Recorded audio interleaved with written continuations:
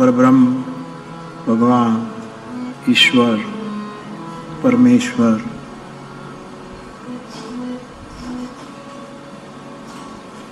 परमात्मा एवा भगवान गोपनाथમાં આ પવિત્ર સ્થાનમાં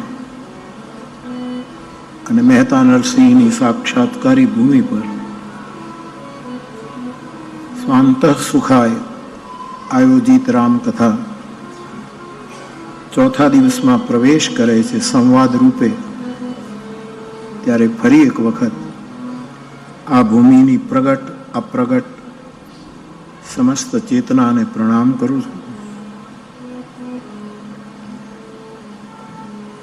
આ તીર્થના વિકાસ માટે, વિશ્રામ સુધી વિકાસ માટે પ્રયત્નશીલ બંને ટ્રસ્ટના બંને પૂજ્ય ચરણ આત્માનંદજી બાપુ, સીતારામજી બાપુ, આપને બંને મહાપુરુષોને મારા પ્રણામ. આજ જલારામ બાપા વીરપુરના સ્થાનમાંથી પધારેલા અમારા પૂજ્ય રઘુરામ બાપા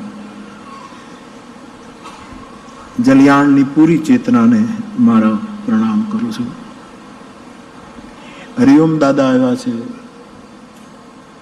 એને સમય મળે ત્યારે આ બ્રાહ્મણ દેવતા કથામાં આવી જાય છે. દાદા આપને મારા પ્રણામ. અંદર ચારે બાજુ બેઠેલા સાધુ સંતો, વડીલો, મહાપુરુષો, વિવિધ વિદ્યાના ઉપાસકો, આપ સૌને પણ પ્રણામ કરું છું. નિમિત્ત માત્ર મનોરથી પરિવાર અને આપ સૌ મારા ભાઈ બહેન, શ્રોતા ભાઈ બહેન, આપ સૌને પણ વ્યાસપીઠથી મારા પ્રણામ. જય સિયારામ, જય ગોપનાથ. બાપ, બે ત્રણ પ્રશ્નો જે છે ત્યાંથી શરૂ કરું. એક તો એ પ્રશ્ન છે, બાપુ આપે ગઈ કથામાં પણ કહ્યું ને આ કથામાં પણ ગઈકાલે કહ્યું કે ગુણાતીત શ્રોતા ની એક ખોજ છે. જે શ્રોતામાં ની એક ખોજ છે, જે શ્રોતામાં સત્વગુણ, ગુણનો અર્થ થાય છે દોરડું, રસ્સી, અને દોરડાનું એક જ કામ છે બાંધી દેવું. દોરડું શું કામ ઉત્પન્ન થયું? બાંધવાના કામમાં આવે. ગુણ, સત્વગુણ પણ બંધન છે. તમો ગુણ તો છે જ છે, અને રજોગુણ પણ બંધન છે. તો જ્યારે તલગાજરડી વ્યાસપીઠ ગુણાતીત શ્રોતાની વાત કરે છે ત્યારે જે પ્રશ્ન પૂછવામાં આવ્યો છે કે એના વિશે કંઈક વધુ કહો.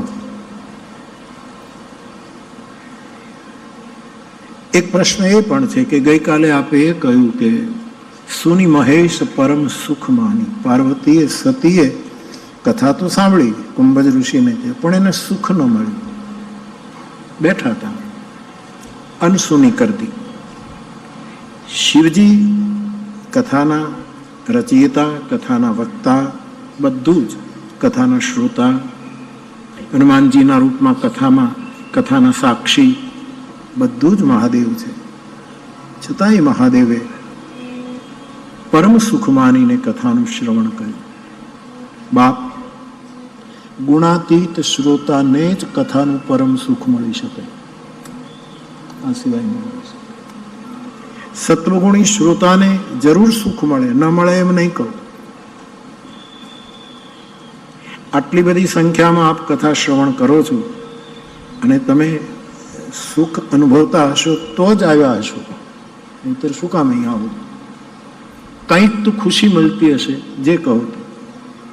પછી એ સત્વગુણી હોય, રજોગુણી હોય, તમોગુણી હોય, એ તમે જાણો. પણ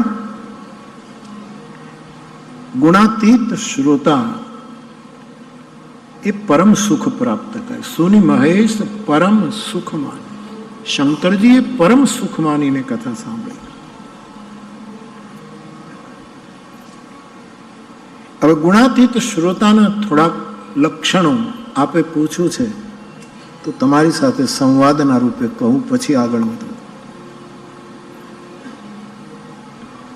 કથામાં શું થાય બાપ, આટલા વર્ષોના કથા ગાયન પછી ગુરુ કૃપા, સંતોના આશીર્વાદ, ગ્રંથોની કૃપા અને ગૌરીશંકરની કૃપાથી જે કંઈ દર્શાયું, જે કંઈ સમજાયું તે કહું છું. 4 પ્રકારે જે કથા સાંભળે એ ગુણાતીત શ્રોતા. પહેલા કથા શ્રવણ કરે, લીલાનું શ્રવણ. રામની કથા, શિવની કથા, દેવીની કથા, ભાગવત કથા, કોઈ પણ આપણા પુરાણ, આપણા મહાભારતની કથા, ઔપનિષદી પ્રવચનો, કોઈ પણ આપણા જે વૈદિક પરંપરાના જે ગ્રંથો છે તે, એના પ્રવચનો, એની કથા આપણે જ્યારે સાંભળીએ ત્યારે પહેલું સૂત્ર છે ગુણાતીત શ્રોતાનું લીલા શ્રવણ. પહેલો સંકલ્પ કે મારે સાંભળવું છે. જે ઠાકોરજીની લીલા વર્ણવાઈ રહી છે એ મારે એનું શ્રવણ કરવું. આ એક પહેલો સંકલ્પ, ગુણાતીત શ્રોતા. હું શ્રવણ કરવા માટે કથામાં જાઉં છું. બહાર જેટલા છે એમાં તો કોઈક તિલક કરે છે, એને કંઈક આવક થતી હશે. ઘણાએ પોતાના સ્ટોર ઊભા કર્યા છે, વેપાર પણ કરતા હશે. ઘણાએ ચાદરો પાથરીને માંગતા હોય, એને એ બધાની વાત જુદી. પણ કમસે કમ મંડપમાં જે બેઠા છે એ તો કરીબ લીલા શ્રવણ કરવા માટે આવ્યા છે. તો પહેલું સૂત્ર છે લીલાનું શ્રવણ. ભાગવતકારે ગોપીના ગીતમાં સુખદેવજીએ બોલાવ્યું શ્રવણ મંગલમ. હે ગોવિંદ, હે કૃષ્ણ, તારી લીલાનું શ્રવણ મંગલમય છે. શંકર કહે છે હું એ કથાનું વર્ણન કરવા જઈ રહ્યો છું. મંગલ ભવન અમંગલ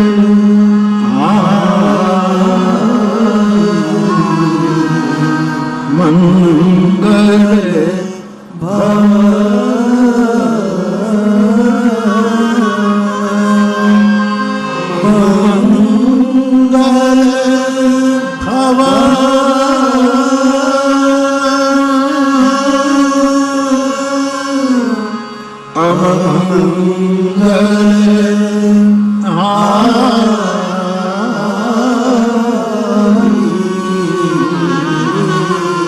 દ્રવમ સોદસ અધીર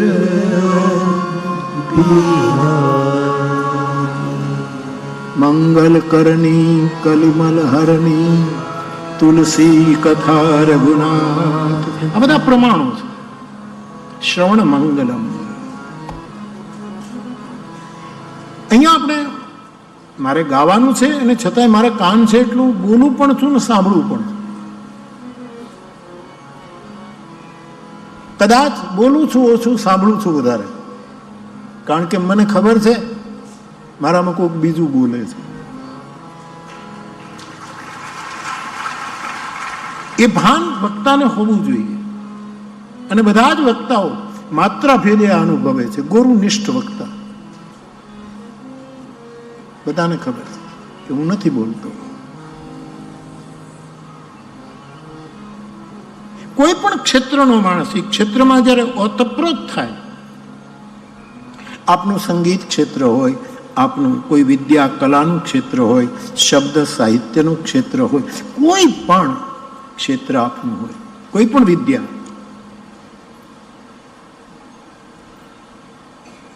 એમાં જ્યારે માણસ બિલકુલ ઓતપ્રોત થાય ત્યારે પછી એને ખબર પડે કે હું આ બોલ્યો તો આ પણ બોલી ગયું, આ પણ બોલી ગયું, આ કોણ હતું?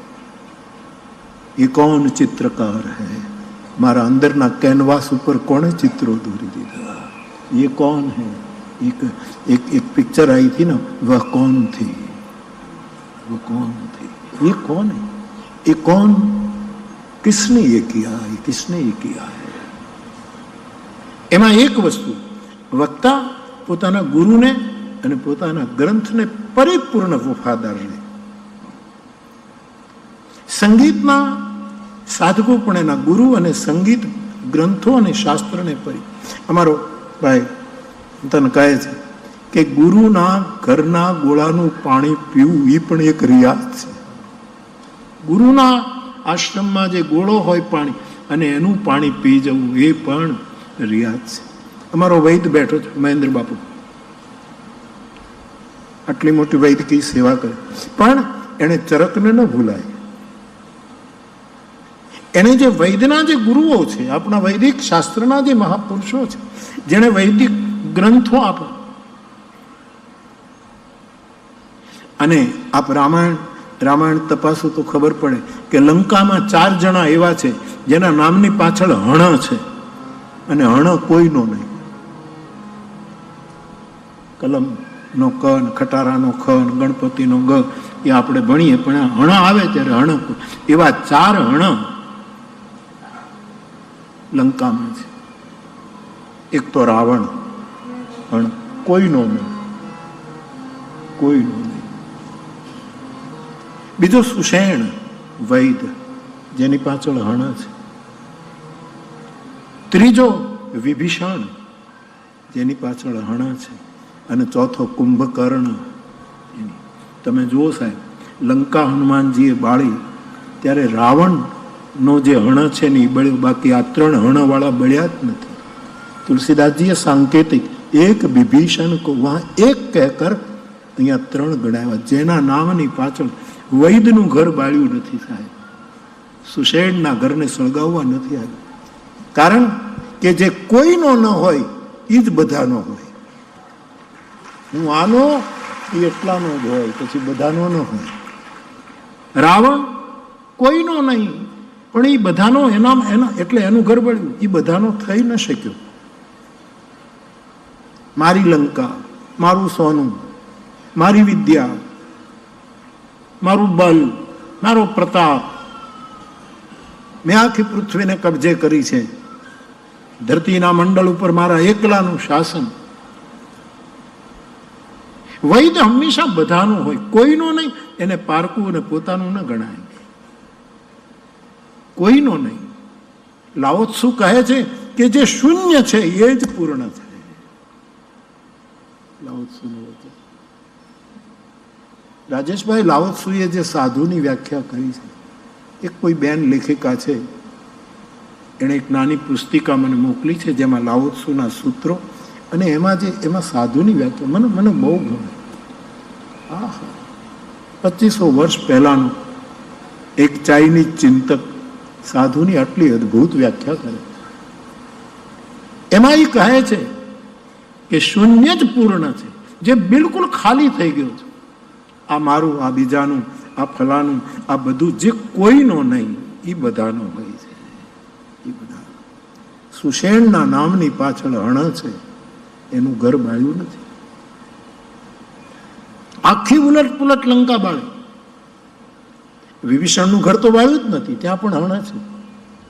અને કુંભકર્ણનું ઘર પણ, માણસ અંદર સૂતો હોય એનું ઘર તો કળિયુગના માણસો બાળે છે, ત્રેતાયુગના માણસો બાળતા નહોતા સાહેબ. દ્વાપરમાં પણ આવું થયું છે. લાક્ષાગૃહ તમે જુઓ, કેટલા નિર્દોષને હળગાવી દેવામાં આવ્યા છે. યુગોમાં ક્યાંક ને ક્યાંક કાળા દાગ છે. નિષ્કલંક કેવલ મારો ગોપનાથ છે.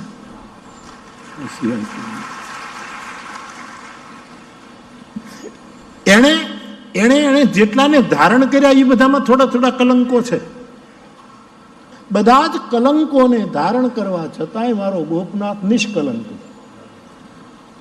સર્પ ધારણ કર્યો એનું કલંક છે વિષ, માણસને મારી નાખે. વિછિક વિષાક્ત એને ધારણ કર્યું એ કલંકિત છે. ચંદ્રમાં કલંકિત છે, ગંગામાં અહંકારનું કલંક છે. કાગ બાપુ કહે છે અંગમાં મદ અંગમાં મદને, ભગત બાપુની કવિતા, પદ્મશ્રી દુલાભાઈ અકાલ. અંગમાં મદને આભેથી ઉતરી, પડતા તા જો ધોધમાર પાણી, એ જટામાં ગંગાજી અટવાણી. મદનું કલમ. પાર્વતીને શોખનો ડાહ કે હું હતી ને આ ગંગા ક્યાં આવી. એ શોખ. પાર્વતીને શોખનો ડાહ કે હું હતી ને આ ગંગા ક્યાં આવી. એ શોખના ડાહનું કલમ. નંદીને બીકટ લાગ્યા કરે કે હાવજ ક્યાંથી આવ્યો ભવાનીનો. આ ફડકો. આ બધા ક્યાંક ક્યાંક દાગ છે એવા પાત્રોને પોતાની પાસે રાખે, છતાંય મારો ગોપનાથ નિષ્કલંક છે. એ નિષ્કલંક, એના જેવું કોઈ નહીં. પુષ્પદંત આચાર્ય ગંધર્વરાજ પુષ્પદંત કહે છે કે મહાદેવ જેવો કોઈ દેવ નહીં, મહિમના સ્તોત્ર જેવું કોઈ સ્તોત્ર નહીં, અઘોર જેવો કોઈ મંત્ર નહીં, અને ગુરુ જેવું કોઈ પરમ તત્વ નહીં. નાસ્તિ તત્વમ ગુરુ પરમ. અમારા શબ્દો નથી, પુષ્પદંતના શબ્દો છે. તો જીવતાને આ સૂતેલો હતો કુંભકર્ણ, એને અણ છે, અને કેવલ એકલા રાવણનો નથી, એ કોઈનો નથી, એટલે બધાનો છે.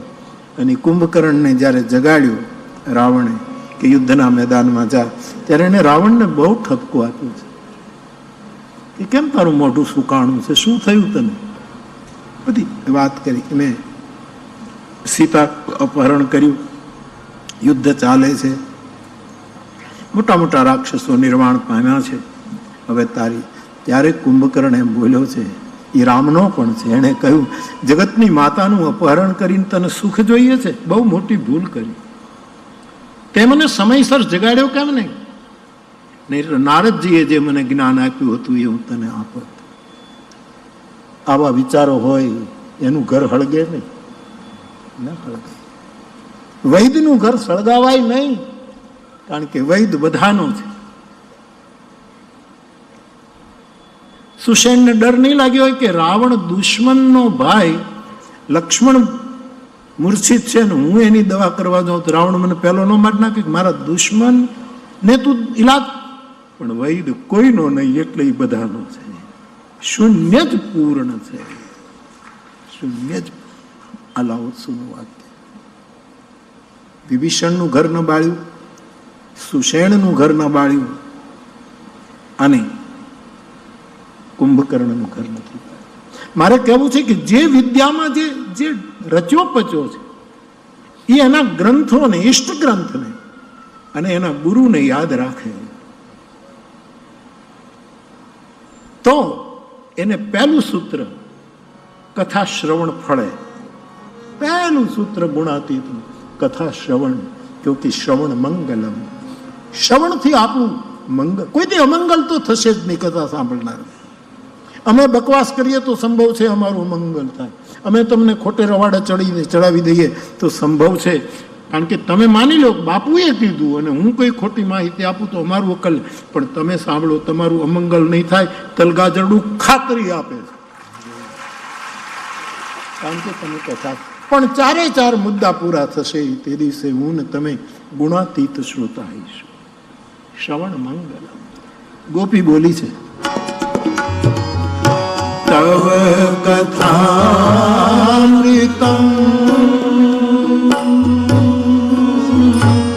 તપ્ત જીવન કવિભીરિતમ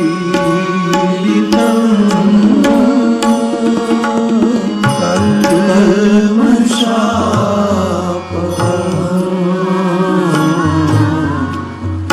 શ્રવણ મંગલમ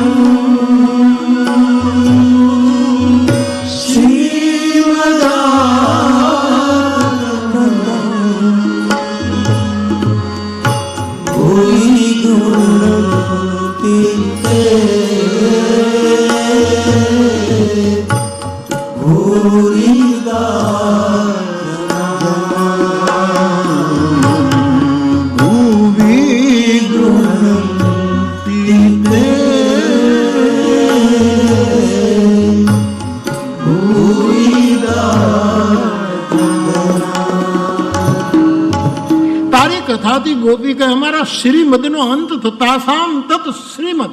એને પોતાના સૌંદર્યનો પોતાનો અહંકાર આવ્યો, સૌભગમદ આવ્યો.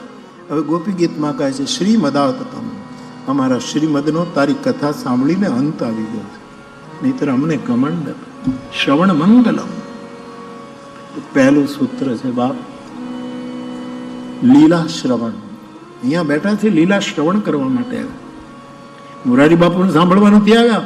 મોરારી બાપુના મુખથી કહેવાતી રામની, કૃષ્ણની, મહાદેવની, દુર્ગાની, હનુમાનજીની, ગણેશજીની આ પરમ તત્વની લીલા સાંભળવા માટે આવ્યા છે. માટે મંગળ. બીજું, હું ને તમે એવી રીતે કથાનું લીલાનું શ્રવણ કરીએ, પછી એક બીજું સ્ટેપ છે ગુણાતીત શ્રોતાનું, એ છે લીલાનું દર્શન. લીલા દેખાવાનું, ગુરુ બોલે અને આપણી સામે ચિત્ર ખડું થાય, આ પણ એક અવસ્થા.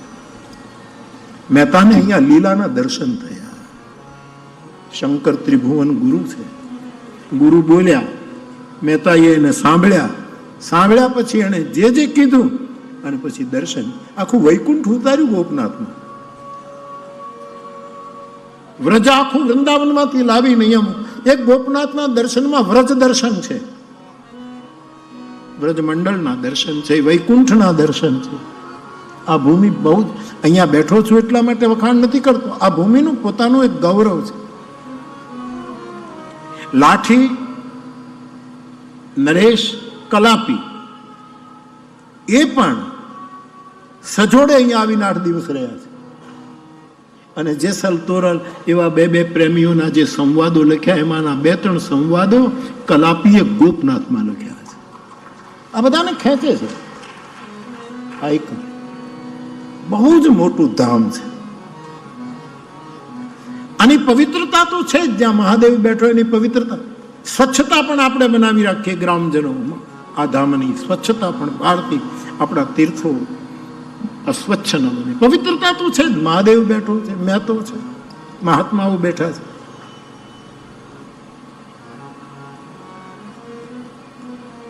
એવી સ્થિતિમાં જ્યારે શ્રવણ કરીએ છીએ ત્યારે લીલાનું દર્શન શરૂ થાય. એ ગુણાતીત શ્રોતાનું એમ થાય કે આપણી સામે આ બધું જાણે શરૂ થઈ ગયું છે. એવી અવસ્થા વક્તાની પણ આવતી હોય છે, શ્રોતાની પણ આવતી હોય છે. બધા પ્રસંગો જીવતા થાય આપણી સામે.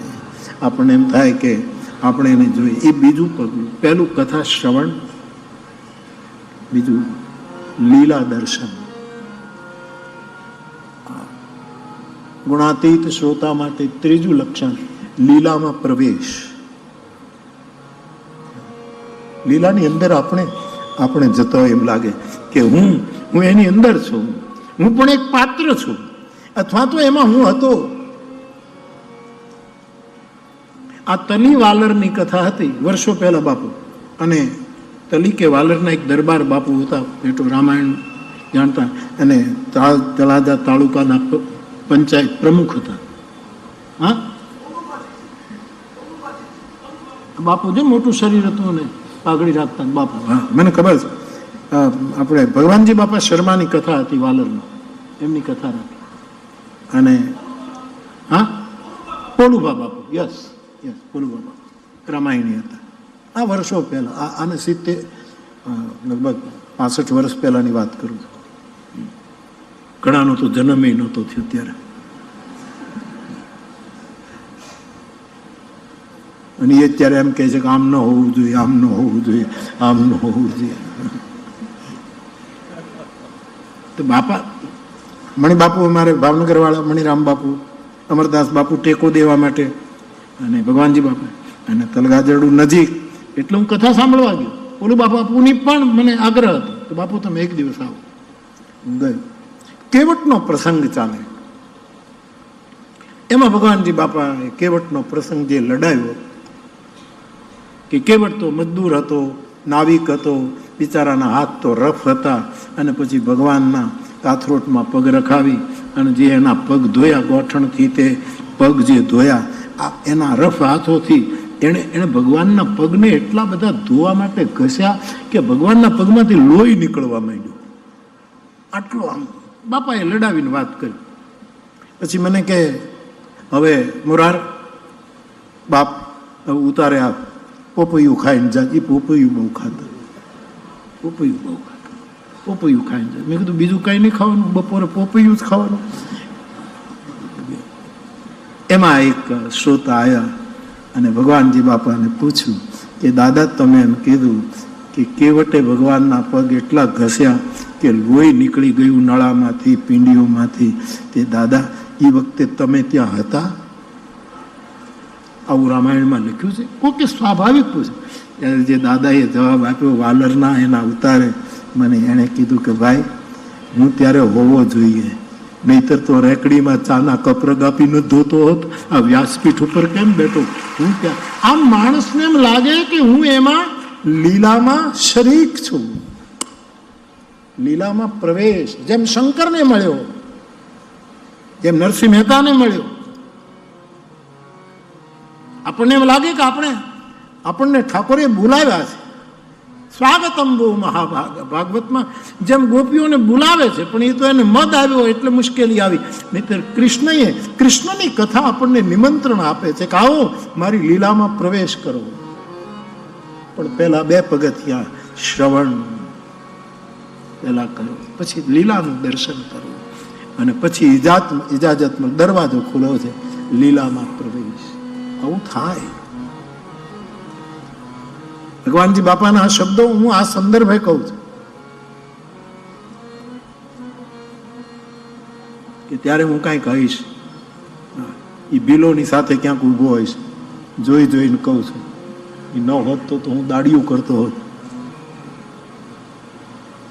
તો ગુણાતીત શ્રોતા થવા માટે, ગુણાતીત વક્તા થવા માટે ખૂબ સાંભળવું જોઈએ,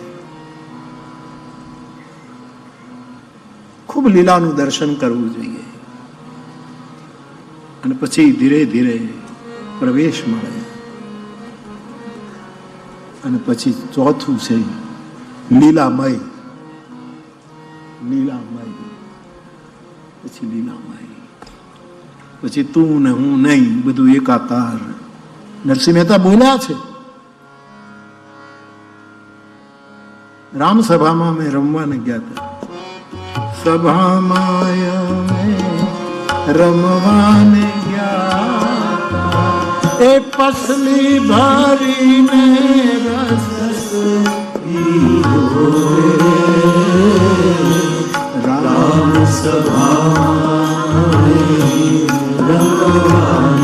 પસલી એટલે અંજલિ, ખોબો, હથેળી, આટલો જ પીધો. કામ રસ્તો, કામની સભામાં આપણે કેટલા જન્મથી દરિયા જેટલી કામના પી ગયા છીએ, અને રામરસમાં તો ખાલી અંજલિ જેટલો પીવો ત્યાં તો લાગી ગઈ સાહેબ. રામ સભામાં રમવાને એ પસલી ભરીને રસ પીવો, રામ સભામાં.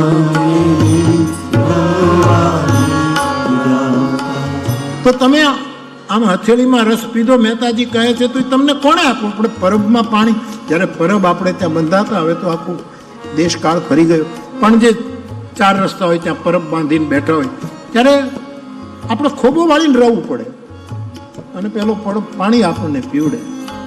તો મહેતાને કોઈએ પૂછ્યું કે આ રામસભામાં રમવા ગયા હતા, આના ખોબો ભરીને એક અંજલિ પૂરતી તમે આ રસ પીધો, તો તમને પાયો કોણે?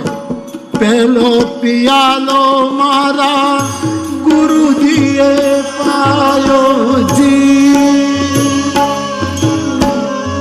પહેલો પ્યાલો મારા ગુરુએ પીવડાવ્યો. જ્યારે ગુરુ પીવડાવે પછી આખી ક્રાંતિ થઈ જાય. અને ગુરુ ત્યારે પીવડાવે, અથવા તો બધાને પીવડાવી દે, પણ ગુરુએ આ પીવડાવેલો પ્યાલામાં રંગ રેલી લાગી જાય, આપણને લીલામાં પ્રવેશ મળી જાય, આપણે એની અંદર ઓતપ્રોત થઈ જાય. એ ક્યારે થાય? એક જ શરત, ગુરુની આજ્ઞામાં રહેવું. એક જ માત્ર શરત. વાહ તું તા શું કામ કેમ કેમ. ભગત બાપુ એ લખ્યું છે કે ગંગામાં એવું શું છે કે એમાં નાયેથી પાપ જાય. એ નાનારા કોઈ દિવસ પૂછતા નથી, કારણ કે એને ભરોસે રહેવાય. એને ભરોસે ગુરુ આજ્ઞા એ પહેલો પ્યાલો છે.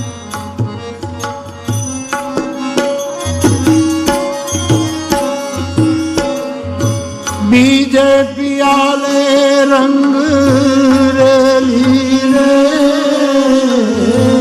ત્રીજે પિયાલે રોમ રોમે પ્યાલો, ત્રીજો પિયાલો મારા રોમ રોમે પ્યાલો, ચોથે પિયાલે થઈ રામ સભામાં અમે રમવાને ગયા. રામ સભામાં અમે રમવાને ગયા. હકા હકા ઉપાડ ઉપરનો સુર ઉપાડ. આ ધર્મ સભા નથી, આ રામ સભા છે. ધર્મ સભા ઉત્તમ છે, પણ એમાં લોકો લડતા હોય છે. આ રામ સભા છે, આ પ્રેમ સભા છે, આ મહાદેવની સભા છે. રામ સભા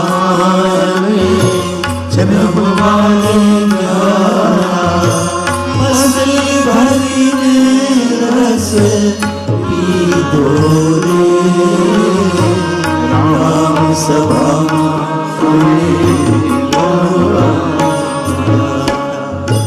રસ બસ એક રૂપ રસિયા સાથે લીલામાં પ્રવેશ.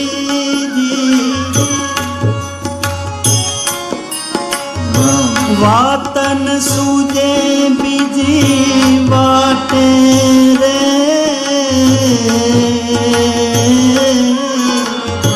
રસ બસ એક રૂપ રસિયા સાથે,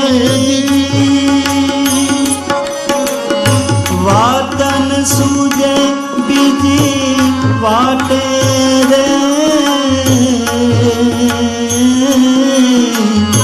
મોટા જોગેશ્વર જેને સપને ન આવે, મોટા જોગેશ્વર જેને સપને ન આવે, મારા મંદિરિયામાં માલે રે.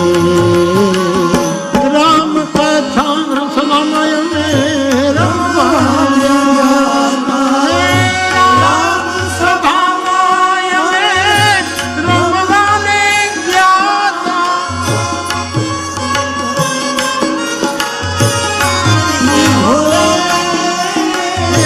રામ સભામાય મે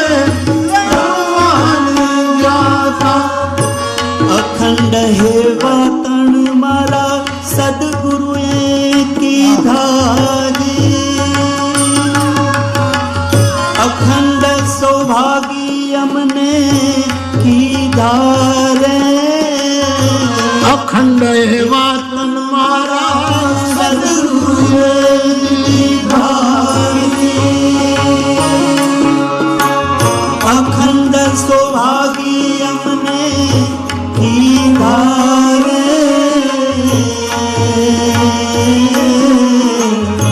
ભલે મળ્યા રે મહેતા નરસિંહના સ્વામી, ભલે મળ્યા મહેતા નરસિંહના સ્વામી, દાસી પરમ સુખ પામી રે. રામ સભામાં અમે રમવાને ગયા.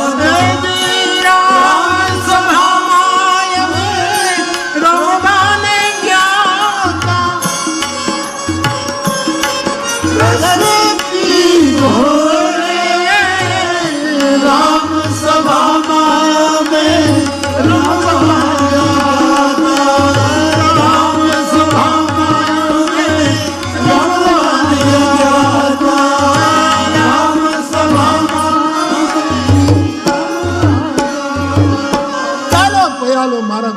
પાયો.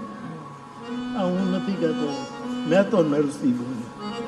અને પહેલાનું સૂત્ર આજ્ઞા. આજ્ઞા સમ નસુ સાહિબ સેવા. એને કીધું વાત પૂરી. આ પહેલું. બુદ્ધિમાં ઉતરે ન ઉતરે, કારણ કે ખરેખર જો ગુરુ હશે, જેણે પોતે પ્રેમ પિયાલો પીધો હશે, જે ઊંચી મેળીનો બેસનારો હશે, ઊંચી મેળી તે મારા સંતની, મેં તો કહે છે, એની જે ઊંચાઈ હશે ચરિત્રની, નિરાભિમાનિતાની, હરિભજનની, સાધુતાની, સરળતાની, એની જે ઊંચાઈ હશે, આજ્ઞા. આપણે ત્યાં ધર્મો તો આપણો સનાતન ધર્મ એ તો યુગોન બરાબર. પછી આમ દુનિયામાં ઈસાઈ ધર્મ, ઇસ્લામ ધર્મ, પછી કાલાંતરે બૌદ્ધ ધર્મ, જૈન ધર્મ, આ બધા ધર્મો આવ્યા. મૂળ આ બધા છે. બાકી તો પછી તો ચાલ્યા કરે.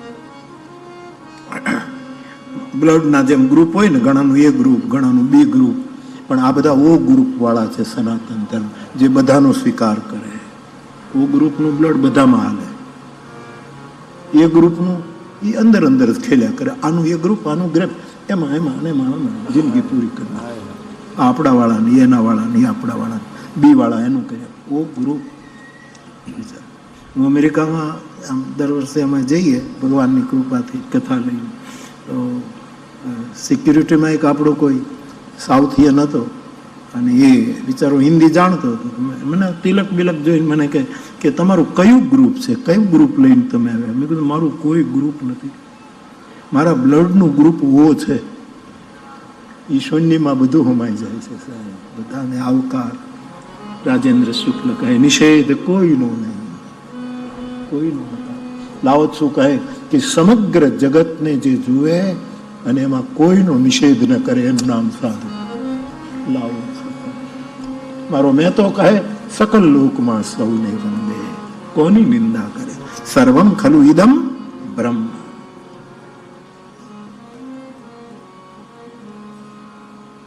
તો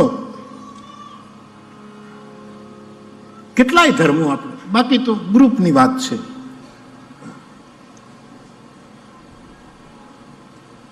અમુક લેબલ વાળા ધર્મ હોય, અમુક લેવલ વાળા ધર્મ. સનાતન ધર્મ એનું એક લેવલ છે, વૈદિક ધર્મ એની એક ઊંચાઈ છે. એવા આપણે ગણી શકીએ એવા. બાકી તો જનસારની અંદર બધું હોય, કેટલું હોય. પણ મારે આપને કહેવું છે, વિવિધ ધર્મના પોતાના બિલક સિદ્ધાંતો હોય.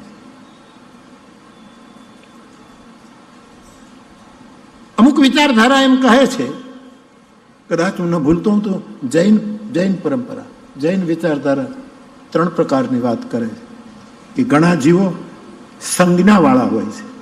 આ શબ્દો જૈન પરંપરાના સંજ્ઞા પ્રધાન, એની ચોખોટું વધારે કરવું આપણે. સંજ્ઞા પ્રધાન. ઘણા લોકો જગતમાં પ્રજ્ઞા પ્રધાન હોય. સંજ્ઞા પ્રધાન, અને એની વ્યાખ્યા મેં જે વાંચી છે આપને કહું. સંજ્ઞા પ્રધાન કોને કહેવાય? કે મના બાપુ, ખાંડની બોરીની ટ્રક નીકળે, ખાંડની બોરીઓ ભરી હોય, અને અત્યારે જે આપણા રસ્તાઓ છે એવા રસ્તા હોય, ઉખડ બખડ વરસાદની લીધે, અને એમાં એ ટ્રક આમ ઉછળે પડે એવું થાય, અને એમાં ખાંડની બોરીમાંથી ખાંડ નીચે ઢોળાતી જાય, અને એ ઢોળાય, ટ્રક તો નીકળી ગયો, રાજમાર્ગ છે અને ખાંડ ઢોળાણી, એમાં કીડીઓને સંજ્ઞા થાય કે અહીંયા ખાંડ છે. એ કાર્ય 1,00,000 2 લાખ કીડીઓ પહોંચે. કોને ટેલિફોન કરે છે, શું થાય છે, કોને વોટ્સએપ કર્યો, શું કર્યું, અને એની સંજ્ઞા પ્રધાન છે ચીટીઓ. 5 લાખ કીડીઓ ભેગી, પણ એ જોતી નથી કે આ રાજમાર્ગ અહીંયા બીજા ટ્રક નીકળશે તો એક જ પૈડામાં આપણા બધાનો નાશ થશે. એને ખાંડ ખાઈ લેવી છે. અમુક માણસ સંજ્ઞા, આપણે બધા સંજ્ઞા વાળા માણસો, ભોગવી લ્યો. પણ આ રાજમાર્ગ છે, ક્યારેક ટ્રક આવશે કાળનો અને ક્યારે ઉપાડી લેશે એ ખબર નથી. પણ પણ સંજ્ઞા, બસ હું ખાઈ લઉં, આ ખાઈ લઉં, એમાં રાજમાર્ગ છે ને પછી બીજું ટકાવે એટલે એ કાર્ય 1 કરોડ પીડી હોય તો ના, એ બધાને એમાં આપણે બધા આવીએ. ભોગવી લઉં, હાથમાં આવ્યું છે તો ખાઈ લઉં અને નીચોવી નાખું, શોષણ કરી નાખું. પણ એને ખબર નથી કોર્ટે જાદા કાળની તેવી તારો રૂઠી જશે. રામ ભગત, રાવત ભગતનું છે કે કાળની કોર્ટે જઈશ ત્યારે તારો રામ તને સાથ નહીં આપે. આ બધા સંજ્ઞા, આમાં આપણે આવી જાય સંજ્ઞા પ્રધાન. પછી એમાંથી પ્રજ્ઞા, એ વિચારે. એટલે સંજ્ઞા પ્રધાન તો કઈ જોવે જ નહીં કે રાજમાર્ગ છે, કયું ટ્રેક્ટર નીકળે છે, ફલાણું નીકળશે, આમાં હમણાં મરી જઈશું, એ કઈ વિચારે જ નહીં. બસ ખાંડ ખાઓ, ખાંડ ખાઓ. આપણી આ દશા છે. પણ પછી પ્રજ્ઞા પ્રધાન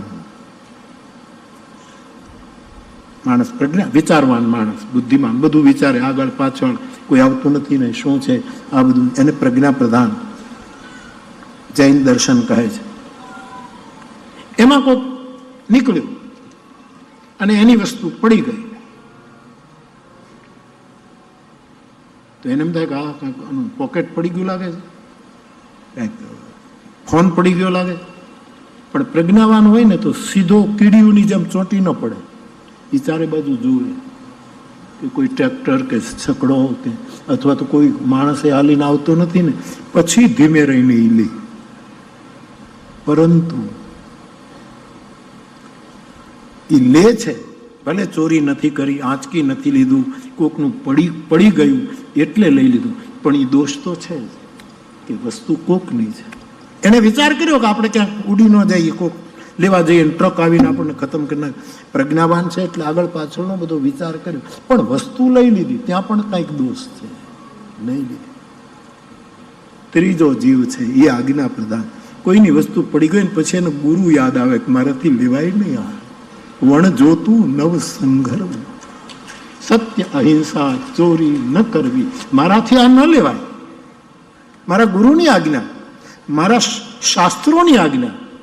જેની હશે મોટરસાયકલ વાળાની પડી ગઈ લઈ આવશે અથવા તો કોઈ કાપી દેશે, મારાથી આને અડાય નહીં. એને ચારે બાજુ જોઈ લીધું, કોઈ ટ્રક નથી આવતો, કોઈ માણસ નથી, કોઈ પંખી નથી, અને હું લઈને ચાલ્યો જાઉં તો મને કોઈ ના પાડે એમ નથી, પરંતુ મારા ગુરુની ના છે. જો આમને લઈ લઉં તો માનું લજવાય નહીં હો, માળા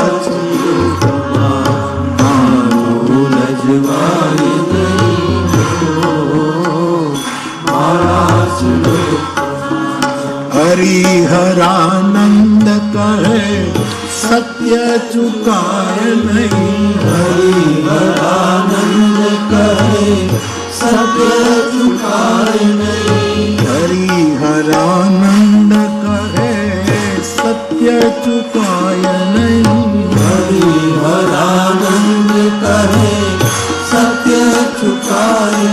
અને બાનું જે ઈષ્ટદેવ છે લક્ષ્મીનારાયણ, જે તિરુપતિમાં બેઠા છે, ભૂદેવી, શ્રીદેવી, એ નારાયણનો ઉલ્લેખ. જે બદ્રીનાથમાં બેઠા છે એ નરનારાયણનો ઉલ્લેખ, સૂર્યનારાયણનો ઉલ્લેખ, સત્યનારાયણનો ઉલ્લેખ, એ નારાયણની વાત છે. રામાનુજ સંપ્રદાય લક્ષ્મીનારાયણને પૂજે અને એમાંથી જ પછી રામાનંદ આવ્યો, એ સીતારામને પૂજે. રામાનંદ એ નારાયણ સીતારામ છે, એના મૂળ છે કે એ છે લક્ષ્મીનારાયણ. એવા નારાયણ નામ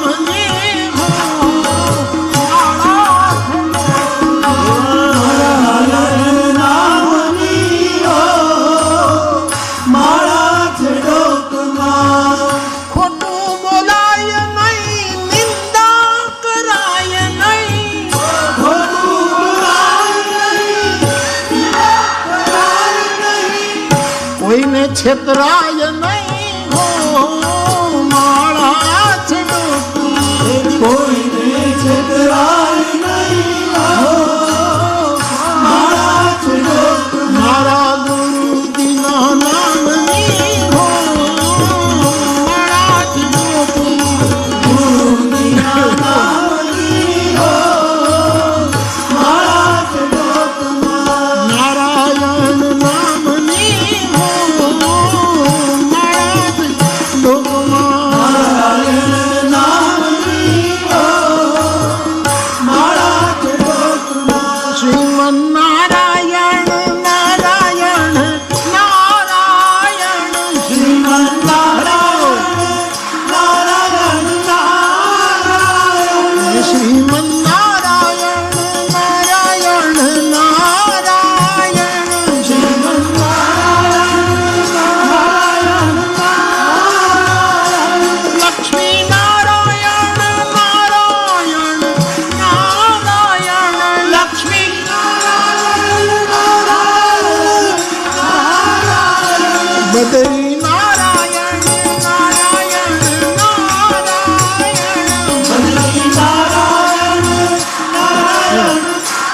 અકાને માઇક અકાના હાથમાં એક માઇક્રોફોન પકડાય છે, ત્યાં બેઠો બેઠો ગાય બદ્રી નારાયણ નારાયણ નારાયણ બદ્રી નારાયણ નારાયણ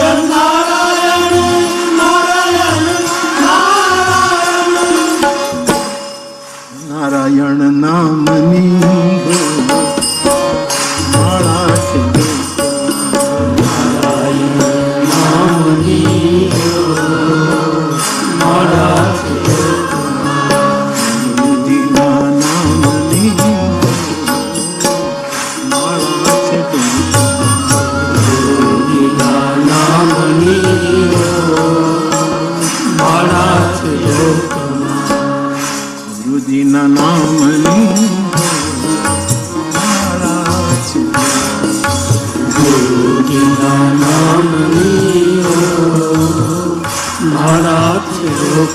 તો સાહેબ કોઈને કંઠી પહેરાવવું નહીં, કોઈને માળા આપવું નહીં, કોઈને બેરખા આપવું નહીં, પણ મારી પાસે તલગાજરડા આવે ને સામેથી કોઈક 2-3 વખત માંગે દાદા ત્યારે હું આપું, અને એને પાંખો આવી પછી બધાએ બેરખા ફેંકી દીધા છે સાહેબ.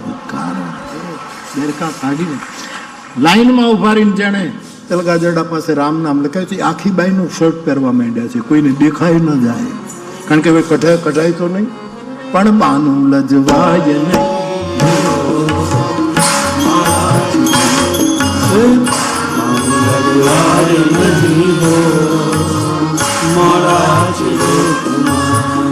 તો 1,00,000 કીડીઓ સંજ્ઞા પ્રધાન છે, અને પછી ખાંડ ઉપર તૂટી પડે બીજો ટ્રક આપણે કચડી નાખશે. આને જૈન પરંપરા કઈ સંજ્ઞા પ્રધાન જેવી. પ્રજ્ઞા પ્રધાન બધું વિચારે કે આપણે મરી ન જઈએ, લેવું કે ન લેવું એમ, પણ ગુરુની આજ્ઞા પ્રધાન જે કે મારાથી અડાઈ ગયા નહીં. આ કોકની વસ્તુ. આ 3 પ્રકાર. તો પહેલો પિયાલો મારા ગુરુજીએ પાયો, એ આજ્ઞા જે કીધું એ કરવા. તુલસીદાસજી કહે છે આજ્ઞા સમ ન સુસાહિબ સે. મારા આચાર્યએ જે મને આજ્ઞા કરી એ આજ્ઞાને એને કીધી એમ મારે પાળવી, એ જ એના ગુરુની મોટામાં મોટી સેવા. તો બાપ ગુણાતીત શ્રોતા માટે પહેલું લક્ષણ લીલા શ્રવણ. બીજું પગથિયું સાંભળતા સાંભળતા આપણને બધું દેખાવા માંડે, મારી સામે આ બધું થઈ રહ્યું છે, લીલા મંડાણી છે, આવું થવાનું. જેસલને કીધેલું તોરલે કે એક સમય એવો આવશે કે પછી જેટલા જેટલા કચ્છમાં થયા ને મહાપુરુષો એ તને દેખાવા માંડશે, તારી આંખ ખુલી જશે અને બધું દેખાવા. જે દિવસે તારો અહંકાર ઓગળી જશે અને પછી તારી બેલની કોઈ બુડવા નહીં દે, લીલા દર્શન થાય. આ સ્વાભાવિક છે. મહારાષ્ટ્રના સંત નામદેવજીને 5 વર્ષે ઈશ્વરનો સાક્ષાત્કાર થઈ ગયો. 5 વર્ષની ઉંમરમાં હરિની સાથે વાતો થઈ. મહારાષ્ટ્રનો સંત ઇતિહાસ એની ગવાહ છે. પણ નામદેવને એમ થયું કે આટલા મોટા મોટા સંતો મહારાષ્ટ્રમાં, પણ આટલી નાની ઉંમરમાં મને હરિદર્શન થયા, મારી સાથે વાતો કરી, મને દૂધ પીવડાવ્યું વગેરે વગેરે. એ અહંકાર આવ્યો. એમાં જ્ઞાનેશ્વરની બેન મુક્તાબાઈ એ લાકડી લઈને નીકળી, અને મુક્તાબાઈનો એવો સ્વભાવ કે બધા બેઠા